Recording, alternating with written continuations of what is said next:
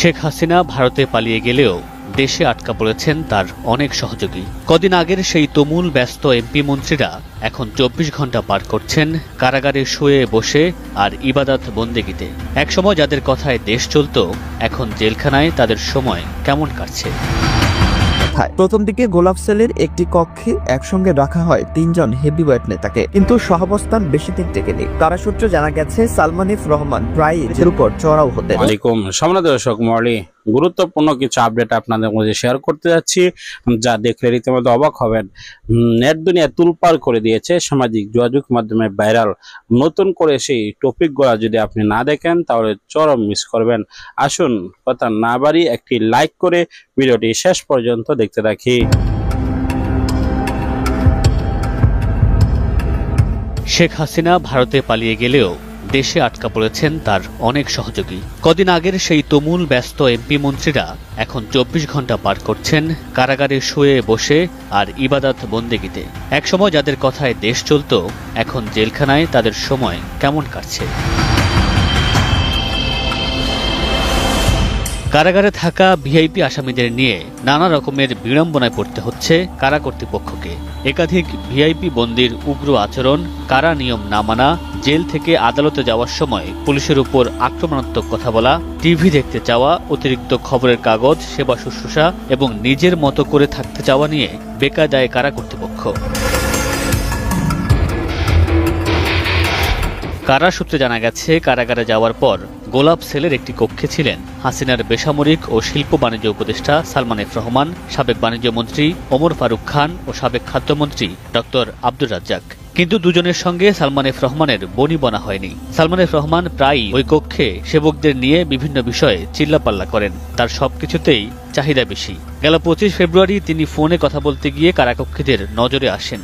এ নিয়ে ওই সেলে হইচই পড়ে যায়। কারাসূত্র জানায়, সেলে থাকা ২ বন্দী রাজ্জাক ও ফারুক কারা কর্তৃপক্ষকে বলেছেন তাদেরকে যাতে অন্য সেলে পাঠানো হয়, কিন্তু পরে কারা কর্তৃপক্ষ সালমানিফ রহমানকে অন্য সেলে সরিয়ে দেন।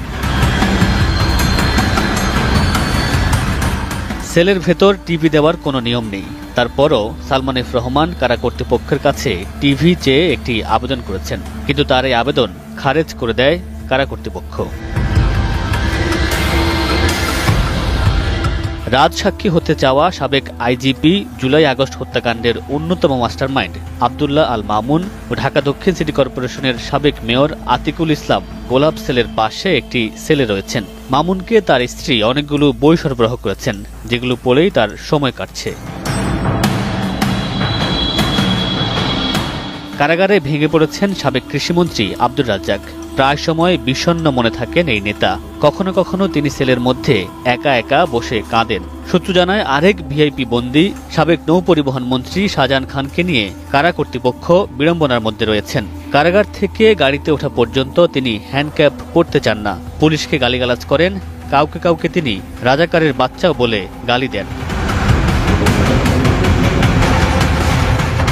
আরেক বন্দী জুনাইদ আহমেদ পলক সেলে অধিকাংশ সময় গান গেয়ে সময় কাটান।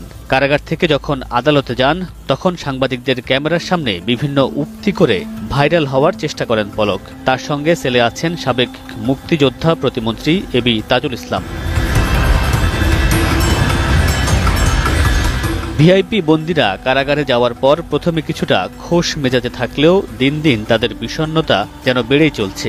নাম প্রকাশে অনিচ্ছুক এক কারারক্ষী জানান, সাবেক আইনমন্ত্রী আনিসুল হক তাকে বলেছেন বেশি দিন তিনি কারাগারে থাকবেন না, ডক্টর ইউনূস সরকার আর বেশি দিন ক্ষমতায় থাকবেন না।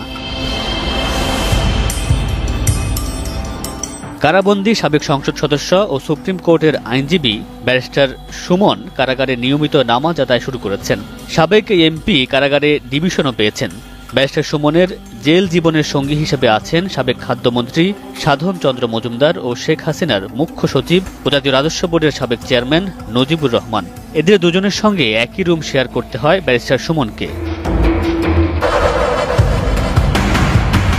অন্যদিকে আদালতে নেয়ার সময় ক্যামেরার সামনে হাসতে দেখা গেলেও কারাগারে কথায় কথায় রাজাকারের বাচ্চা বলে গালি দেন হাসানুল হক ইনু। এছাড়া সাবেক শিক্ষামন্ত্রী ডক্টর দীপুমণিকে কথা বলতে দেখা না গেলেও কারাগারের এজলাসে দাঁড়িয়ে তসবিহ জপতে দেখা গেছে তাকে। ডিএমপির বরখাস্ত হওয়া সাবেক ডিসি মশিউর রহমান সাধারণ হাজতীদের সঙ্গে রয়েছেন। তিনি কারাগারে বোর্ড হাজতি কায়েদীদের ইংরেজি ক্লাস নিয়ে থাকেন। ডিভিশনপ্রাপ্ত বন্দীদের নিয়ম অনুযায়ী যে সেবা দেওয়ার নিয়ম রয়েছে, ভিআইপি বন্দীদের সেসব সেবা দেওয়া হচ্ছে। ডিভিশন পাওয়া আসামিরা থাকেন আলাদা একটি রুমে, যেখানে থাকে একটি বিছানা, কাঁথা, বালিশ, টেবিল, চেয়ার ও ফ্যান। মেলে ব্যক্তিগত টয়লেটের সুবিধাও। প্রতিদিন 2টি পত্রিকা দেওয়া হয় তাদের। খাবারের তালিকায় সকালে থাকে রুটি, সবজি ও ডিম, দুপুরে ভাত, মাছ অথবা মাংস ও ডাল, রাতে ভাত, মাছ ও সবজি। মাসে একবার দেখা করতে পারেন পরিবারের সঙ্গে। সপ্তাহে একদিন 10 টাকার বিনিময়ে মোবাইল ফোনে কথা বলতে পারেন 10 মিনিট। এছাড়া তাদের দেখভাল করেন একজন কারাকর্মী। অন্য বন্দীদের থেকে ভিআইপিদের মেডিকেল সুবিধাও আলাদা রয়েছে। আল্লাহ সর্বোত্তম পরিকল্পনাকারী, দোয়া করবেন, সবাই সাবধানে থাকেন। এরপর এক লোক চিৎকার করে বলেন, ও পলক ভাই, কাইন্দেন না। সেই মুহূর্তে আবেগে ভেঙে পড়েন পলক। তিনি অনবরত কাঁদতে থাকেন। পরে প্রিজন ভ্যানটি কেরানীগঞ্জ কারাগারের পথে রওনা দেয়। পলকের আইনজীবী জানান, এখন পর্যন্ত তাকে 70টি মামলায় গ্রেফতার দেখানো হয়েছে। রিমান্ড মঞ্জুর হয়েছে 62 দিন। দুদকের মামলায় পলক ও তার স্ত্রী আরিফা জেসমিনের বিরুদ্ধে অভিযোগ, 2008 থেকে 2024 সাল পর্যন্ত ঘুষ, দুর্নীতি ও মানি লন্ডারিং এর মাধ্যমে পলকের 24টি ব্যাংক হিসাবে 32,04,72,314 টাকা জমা হয়। এর মধ্যে 29,84,72,095 টাকা তুলে নেওয়া হয়। তবে তার আইনজীবীর দাবি, এসব মামলা রাজনৈতিক। প্রিয় দর্শক, সম্পূর্ণ ভিডিওটি দেখলেন, বুঝতে পেরেছেন ভিডিওটি গুরুত্বপূর্ণ।